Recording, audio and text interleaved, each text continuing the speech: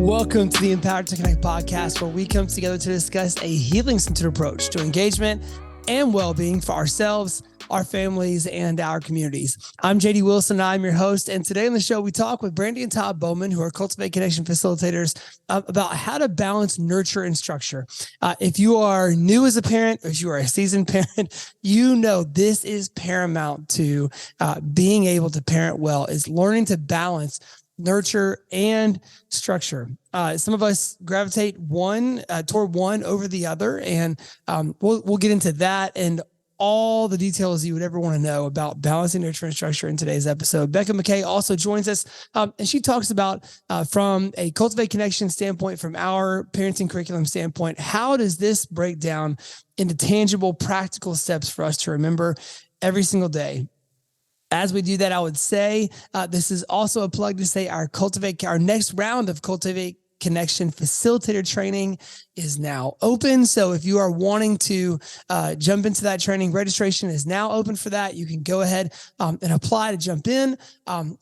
If you are somebody who is leading in your community, attempting to kind of build community with families in a way that is attachment-based, is connection-centered, this would be something for you to consider. So you can head to our website or the link in the show notes for all the details on that. And then last, I would say, if you are beginning this parenting journey, if you've been on it for a while, if you're listening to this episode today and you're like, man, I need to be able to remember this, head to our website. You can grab our brand new Cultivate Connection Connecting Practices Handbook. And so it is on the website. It's a condensed version. Consider it a kind of a pocket guide to our connecting practices. So if you're stuck in a moment, or you need a refresher on something, or you're trying to help intro somebody into this way of parenting, it's a beautiful resource with lots of diagrams and pictures explaining everything when it comes to our non-connecting practices. And so great resource. You won't want to miss that. You can find that on our website, or you can also find it in the show notes, or the link to it in the show notes below. Without any further ado, though, now here they are, Becca McKay and Brandi and Todd Baumann, talking about how to balance nurture and structure. Well, okay, as we talked about in the introduction, we've got Brandi and Todd Baumann with us, as well as Becca McKay. And so, guys, first, I mean, obviously, thank you for being here, but why don't we, before we jump into any of the conversation today about balancing nurture and structure, why don't you guys just kind of tell us a little about yourselves, your family, and then kind of how you got connected to ETC? Sure, that sounds great. So Todd and I have been married for 23 years. We have 5 kiddos and a mix of biological and adopted, ranging in age from 6 to 19. So, this past school year, we had all the things. We had one kiddo at home with us, one kid in elementary school, a middle schooler, a high schooler, and a college student. Yeah, so it keeps us on our toes, for sure. And then I have 2 part-time jobs. I work part-time for our church, leading our family advocacy ministry, which is adoption, foster care, family preservation ministry. And then I also work for a nonprofit helping other churches to start those ministries. Yeah. And so with that, we were fortunate enough to be part of the Cultivate Connection facilitator training. I eagerly awaited for it to come and was so excited to be part of it. So that was really great. And then Todd, awesome. Yeah. And then we've actually put on a class too. So that's probably relevant. We facilitated a class. Yeah. Awesome. So that was really cool and a growing experience. I'm an engineer. I'm kind of like the pocket protector square kind of guy. I love structure in this conversation. I do continuous improvement and business process improvement for a small bread company called Aunt Millie's here in the Midwest. Okay. That's awesome. And then how did you guys even hear about ETC in the beginning? Like, how did y'all get connected to Empower to Connect? So the initial way was about 5 years ago at my church. I hosted the Empower to Connect conference, which is now Hope for the Journey. Yeah. And we had just adopted for the first time at that point. It had been about a year. And, we, as part of our education material, we read The Connected Child. But reading that before you experience, you live this out, I am a teacher by trade. So it was like, yes, this makes sense. That's great. I can, I'm all about setting kids up for success. But then as a parent who has then heard about this, thought this is a great concept, I can do that. I'm already doing that in some ways. Yeah. We can do this together. And then now I would say continuously, I randomly realize places that we're really not doing it well, or we could feel better. Yeah. Opportunities. Yes, opportunities for growth. Yeah. So, yeah. Yeah. Which we all have, by the way. Like any of us who are listening to this, we're like, oh yeah, don't ask me about, X, Y, or Z thing right now. We're still learning. There are, anytime we're at Target or like a large public place, I'm always just like, just let this meltdown get over with quickly. Let's just not have anyone walk up to us right now giving free advice. Like, I got to keep it together. So yeah, we all have our moments where that comes forward. Guys, I think when we talk about balancing nurture and structure, Becca said this before we started recording, but and I'll give her a chance to kind of introduce this thought because it is a soapbox thing for her. One of the big criticisms of this type of parenting is, you just let the kids do whatever they want, and you give them a voice, and you give them power, and you give them all this. And obviously, that is not the heart of this style of parenting at all. But it does become a quick criticism because a lot of times you go from a hyper structured way of parenting into a more nurtured or a more nurturing parenting. So, Becca, why don't you talk about this idea and why this is so important to how we parent? Yeah. So balancing nurture and structure. I mean, it's like once you kind of grasp the idea of it, you'll start to see it everywhere. Like in every interaction, you'll be like, oh, I could have used a little more nurture there. Or, I could use a little more structure there.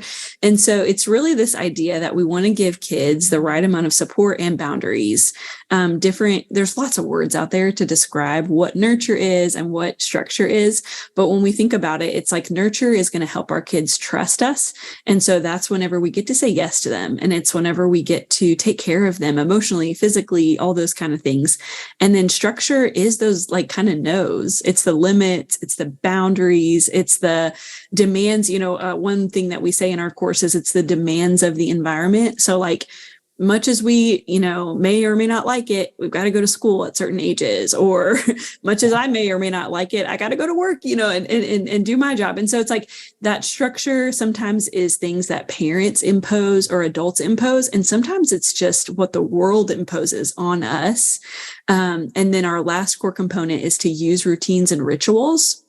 And so we use routines and rituals because kids need predictability. They need to know what's coming next. They need to be prepared in advance for things. And so balancing nurture and structure, I think we're probably going to say this all summer. We're going to say, this is my favorite connecting practice. But to me, it's the one that pops to mind most often because it's these big categories and something that is some of our trainers, Nick and Jesse, one of their big soapboxes is we're not lowering structure or lowering nurture. We're looking for every opportunity to raise the level to meet the other. So if I'm in a situation where it's like really structured, how am I increasing my nurture to meet that structure? And if I'm in a situation where I'm giving lots of support, how do I make sure that I'm giving high enough structure to meet that moment? I love, just hearing you guys even introduce yourselves. Brandi and Todd, y'all have kids all across the age spectrum. Like you've got kids all different ages. And so I came to ETC the same way you did at one of the old Empowered to Connect conferences. And you hear this stuff once and you're like, oh, I got it. And then day to day, different ages, different stages, different kids, different situations, just bring out a new opportunity to try it in a different way. So I would love to hear kind of off the bat, what's just your favorite thing about this connecting practice? I really love how it can grow your bond with your kids. I mean, I feel so much closer. I would have to say too, just the how much more enjoyable your interaction can be. Really for everyone. And it turns what can sometimes be chaos into, just enjoyable and a blessing, so that's kind of what I like. I hate being told no. I really don't like it. One thing that I have learned in this that has helped my parenting is just thinking about how I physically respond when I am in an environment where I'm being told no repeatedly, or, I feel tense in my body. I feel discouraged. As an adult, I've realized that I really wasn't great at handling disappointment. It was a tough thing for me. And just thinking about, so then, I went into parenting thinking, these kids need structure, high structure. We're two oldest children. So, early in our parenting journey, it was lots of structure. Like, there are times to have fun. But it needs to be contained. It can't be too loud. It can't see. We can't draw attention to ourselves. It just explains so much. Two oldest children. I see you. That's my big brother married an oldest child. That gotta be in control of the situation. Yes, exactly. And so I often repeat to myself Karen's words in a video, Karen Purvis, of, can I give a joyful yes in this moment? Yeah. Because I have given so many begrudgingly, yeses, or slow yeses. And just to the thought of, can it be joyful? Yeah. And it makes such a difference on what kind of mom I am. Yeah. I hear you say that, and I immediately run through, like, I'm a terrible, slow yeser. Like I can be worn down very easily. Like, so it'll be like, no, we're not doing that. I'll have the automatic no. And this is when, if we're like an hour 6 road trip, or if it's like, we've had a really busy week and we're trying to like just make it through, it's really easy to be like, no, we're not going to do that. No, we're not going to do this. We're just trying to make it through, and I'll then later be like, all right, fine, that's fine. And you're right. I think about Karen's words sometimes. And I think like that ability to like, just say yes with a joyful heart, and to be able to watch how that affects your kids too. And like how it allows you to be in there. Like it's a huge thing, as opposed to the like begrudging, slowed down, like wear me down. Yes. Which really is not teaching the goal that we're trying to teach here. Right. Like it's teaching them like, hey, if they say no, just keep working on them and you'll grind them down. And eventually they'll say yes out of tiredness. Like, and so I love that point. When you guys think about this summer, and obviously like, I feel like people's summer experiences are all over the map when it comes to parenting, and especially you guys, like at the range of experiences you guys have. Do you think of some ways that you're planning or needing to use that balance this summer specifically? Yes. So our circumstances have kind of changed also this summer, which, I used to stay at home, and it was like summer, the last day of school, I decorated the house. I picked the kids up and played Schools Out for Summer by Alice Cooper. Yeah. Like, it was, all the structure is going out the window today. I've had as much as I can take. You've had it. We're, it's just going to leave for 2 months, which is not necessarily great for some kids.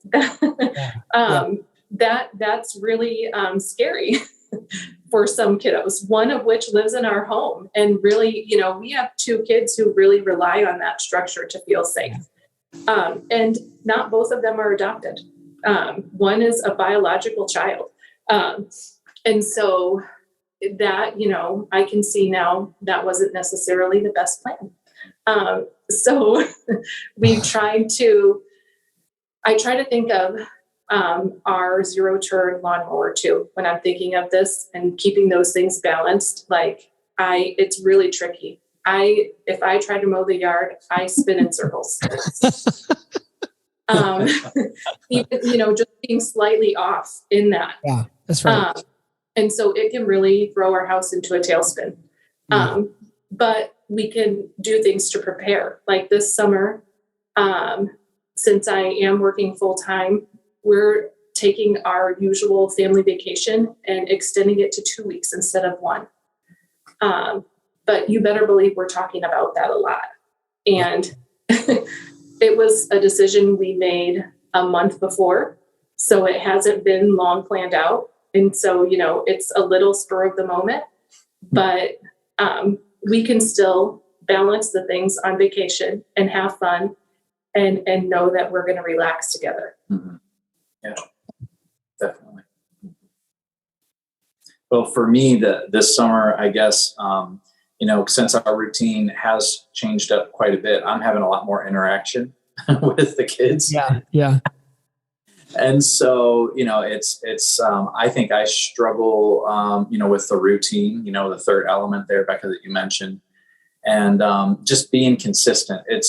I love the idea of what to do. And it's not a matter of, do I understand or not understand the principles? I do.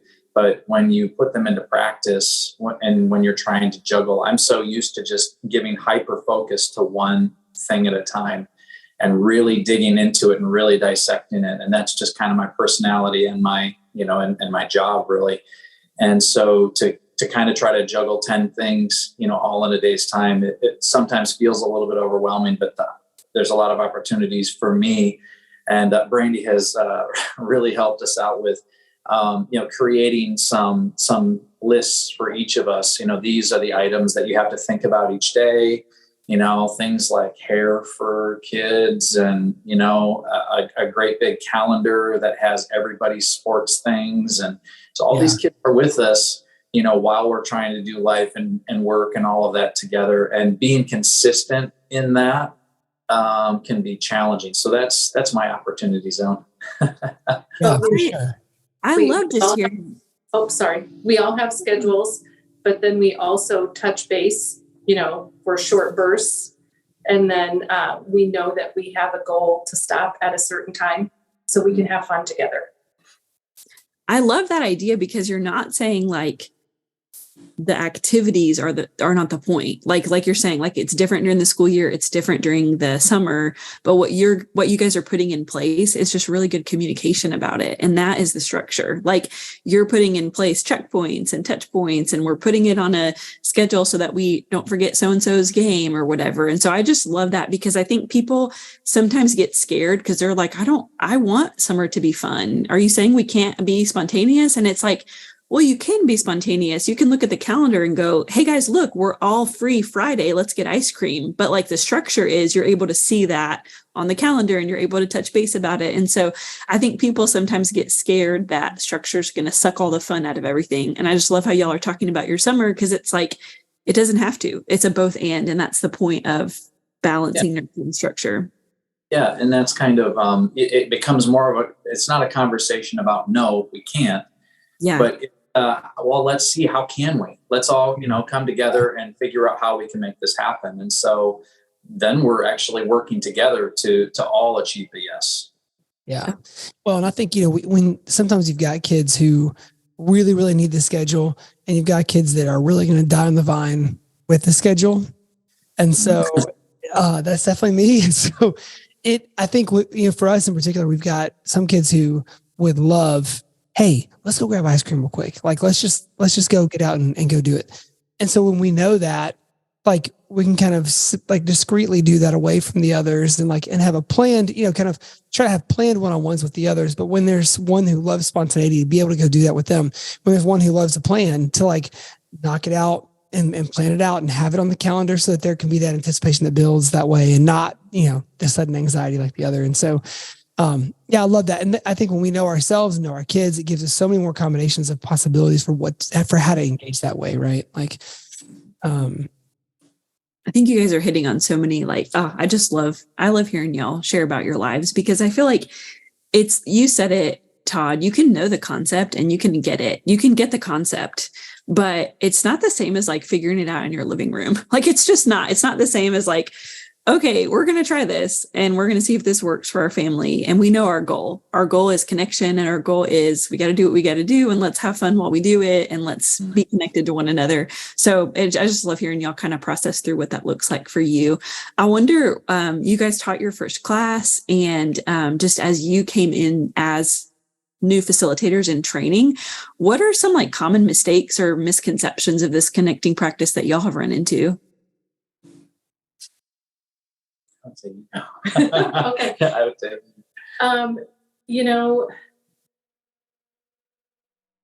I think that balance sounds so easy, but balancing anything in your life is so tough in application.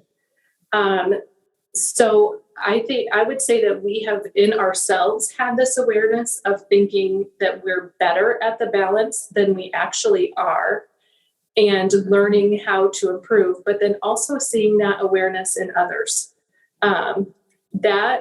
So that balance piece, and then also, how I talked about earlier, the saying yes. Parents, we are conditioned and trained to just say no, no, no, no, no. Feels safe. Yeah, it feels safe. It feels like you're in control. It feels like you're giving your child the things that they need. It's common to think they need structure. But it's okay to say yes. And it's okay to say yes later. And that's such a big shift mentally, though. Yeah. It is. And it's like that negotiation of like, what are the limits? Like, what can't we do because we don't have time? What can't we do because it's too expensive? Or like, what can't we do right now, but we could do it later? Like it's like a lot of things to juggle. And as adults, we're just used to like doing that kind of in our brains. We're not used to like talking it out. And so kids can just feel like you're just saying no all the time, versus like making ourselves kind of slow down and be like, could we do that? Or could we do it later? Or could we do it? I like how you said, Todd, like in a little different way, or like, how could we do it? So it's just a different conversation. And it really does change the tone of like how that goes with your kids in your house. Right. Yeah. I just wanted to bring up one other thing on this, like with misconceptions and missteps and just challenges, from the dad's point of view. There are parts of this where I think, you find yourself in spots where you think that this game is unwinnable. And I think that a lot of dads can really get discouraged and just want to quit. You know what I mean? And I felt like that a lot. I get so discouraged in that, and I got to try to find the energy and, the patience a lot of times, to just find that again, and so I know that there are a lot of dads that are out there that, they're not moms. I mean, let's acknowledge that first. We're very different, and it's a different set of challenges. But also I think that, Brandi has been good at encouraging me to think about all of the ways that what nurturing can look like, that doesn't necessarily have to be emotional. I mean, I have kids and I'm strong enough. I can hold them on one arm and play games, and we can have fun with that. You know what I mean? Or I can build things, or we can do crafts. I mean, there's so many ways that you can connect and nurture and meet the specific needs of certain kids, and nuanced situations that achieve the goal of connection and nurture. Yeah. In your own unique and blessed way, and so my hope is that there are guys out there that are listening to this that are dads. Obviously, Brandi is a very good and very practiced at this, and is way more natural at it than I am. I just want dads to be encouraged by if this, square Todd Sponge Pants can go ahead and really build some beautiful connections, anyone can. Yeah. Anyone can. So stick with it. It's not easy. Yeah. And I think that sticking with it is what builds the connections, right? Like just getting back up off the mat over and over again when you made a mistake and trying to repair and trying again, like over and over again, like that. Yeah.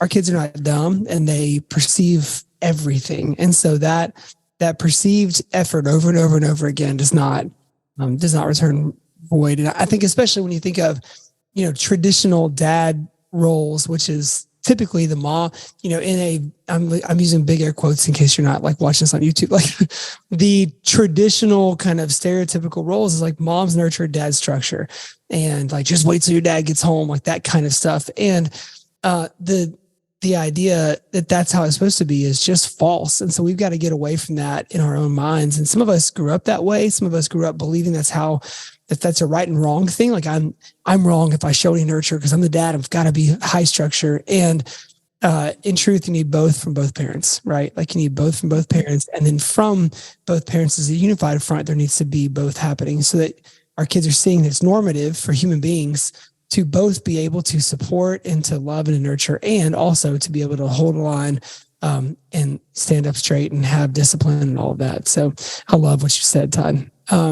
It's so easy to lose your balance too, because you can either go with what's more comfortable for you, or you can go so far, like someone like you, Todd, who's more structured. I've seen a lot of people just go way too far on the nurture and lose the structure. And so it's like, this kind of parenting approach or this kind of way of being with kids gets a really bad rap a lot of times because people are like, oh, you're the people that just say yes to everything. Like we don't say yes to kids being violent or aggressive or like breaking things. Like we say no to those things in this way of parenting. And so I think JD mentioned my soapbox, and I won't go off on it, but my big soapbox is when we say balance, nurture, and structure, and when we say find ways to say yes and find the how, we don't mean say yes to bad behavior. We just don't. That's not what we mean. That's not what we believe. We have 9 connecting practices that tell us how to come around a kid and help keep them safe and help them to grow, not just one connecting practice. But I think a lot of times people just kind of lose their balance. Like you said, Brandi, it's hard to find. Like it's so hard to find your balance. And it's not like a one-time thing. It's like a every day, several times a day, minute by minute thing. Like it's just finding your way forward, knowing your strengths, knowing what you're pretty good at, and building on that. Like, I love how you're talking about finding ways to connect with them and have fun with them, Todd. Like, yes, that's what it is. It's finding. And JD, you've talked about it on so many podcasts. Like for you, you're so naturally nurturing that for you, it is like finding that structure and finding those limits and boundaries. And so we all have kind of our leaning. I lean towards being more nurturing and like permissive, even like to a fault.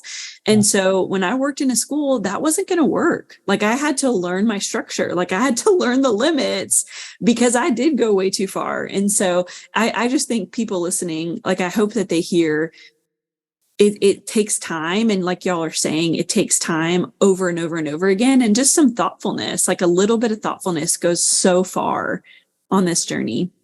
And just effort. Like when we recognize where we're weak, we recognize what's more difficult for us.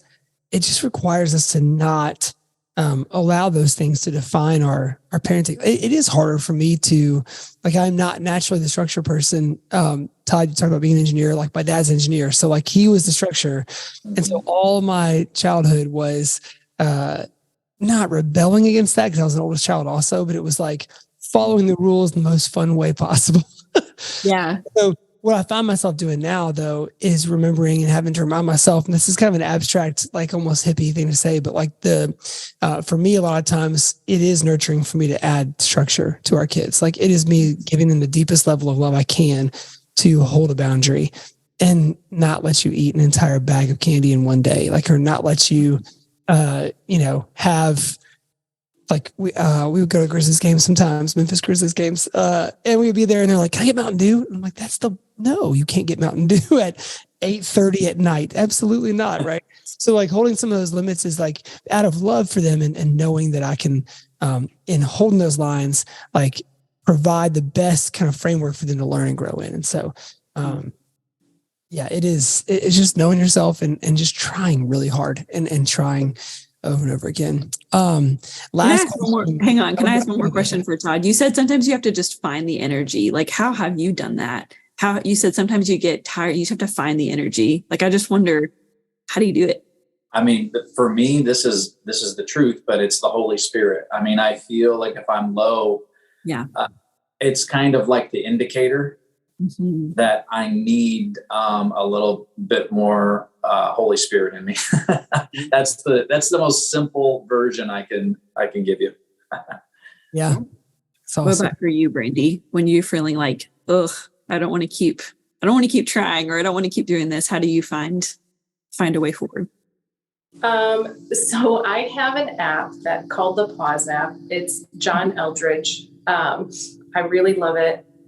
If I'm feeling tired, tense, just dysregulated at all, I find a quiet place. I turn on the app, and my kids have seen me do it enough that if they walk in, it's typically my bedroom. If they open the door to walk into my room and they hear it, I just hear them kind of back out and close.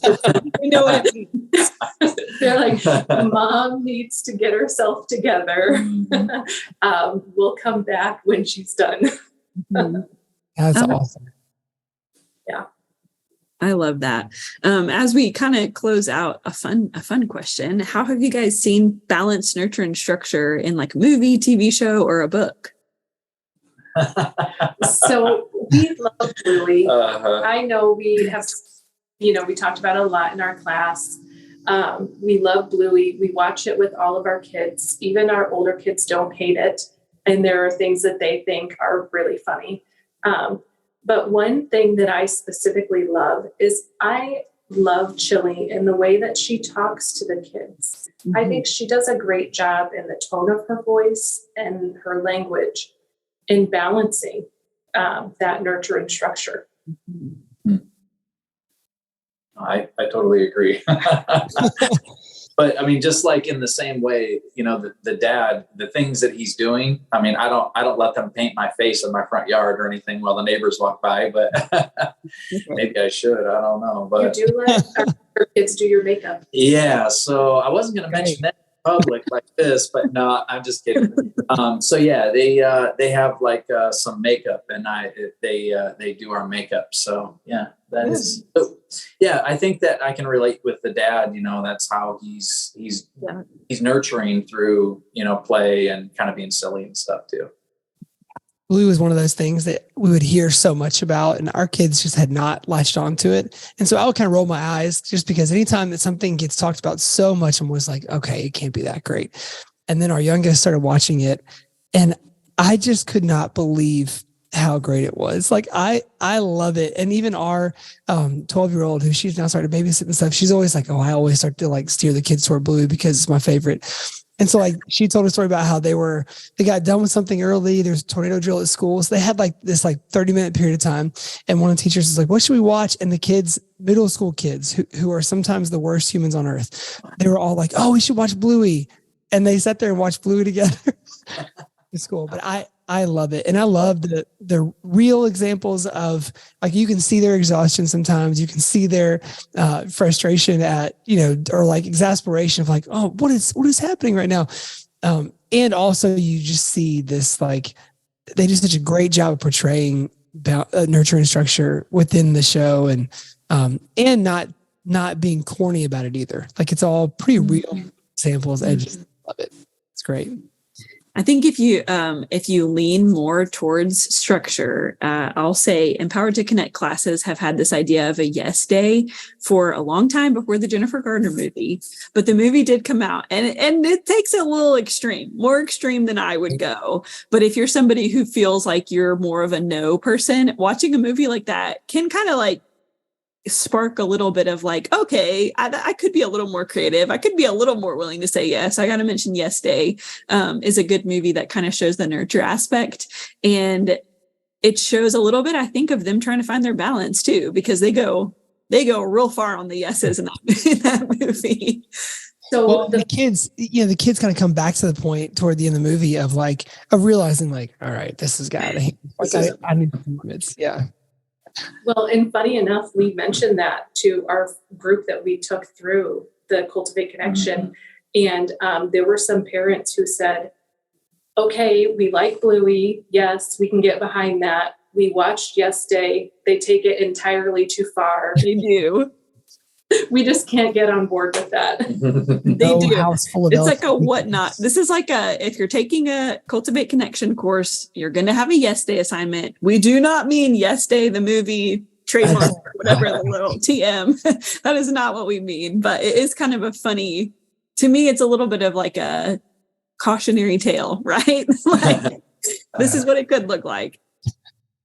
Oh man. Guys, this has been awesome. Thank you so much for just coming and joining us and sharing your insight and your wisdom. And any last thoughts or like advice for, how about this? Any last thoughts or advice for people who are just now starting in their parenting journey in this way? Maybe they've parented a different way before and they're just now trying to start connecting through the attachment and connection lens. I would say it's a journey. You never arrive. You're always going to be fine-tuning everything that you're doing.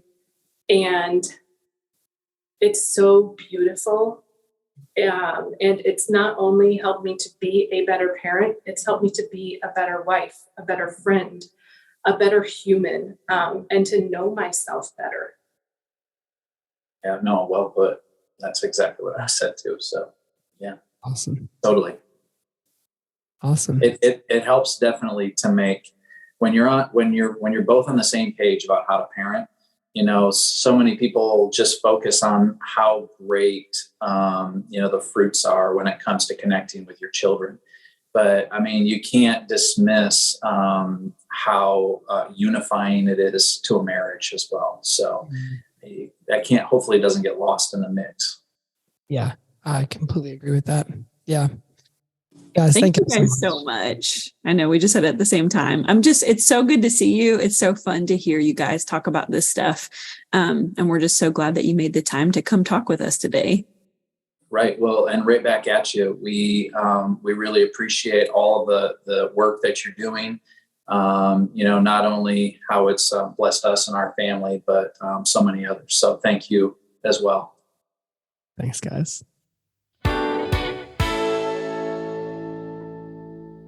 Well, great stuff from Brandi and Todd and from Becca, of course. And just hope this is a practical way for you to be able to remember that balance. And whichever side you gravitate toward, hopefully this gave you some really tangible ways that you can provide more of a balance as you go. And so a big thanks to Brandi and Todd for joining us and just to Becca as well. Great stuff from all of them. So that's all we got for today. If you need your Connecting Practices handbook, you can find it on the website or in our show notes. If you need to refresh yourself on any of our video content, there are hours upon hours upon hours of ETC video content at youtube.com/empowered-to-connect, which you can also find the link to in the show notes, as you guessed it. And remember, if you have not subscribe to the podcast, please do. If you have not rated or reviewed it, please do.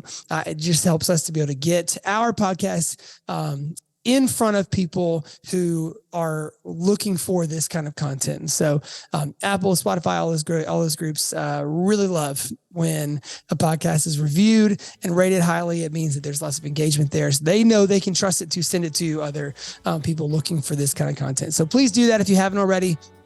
With all that said, for Kyle the Wright, who edits and engineers all of our audio, for Tad Jewett, the creator of the music behind the Empowered to Connect podcast, I'm JD Wilson, and we will see you next week on the Empowered to Connect podcast.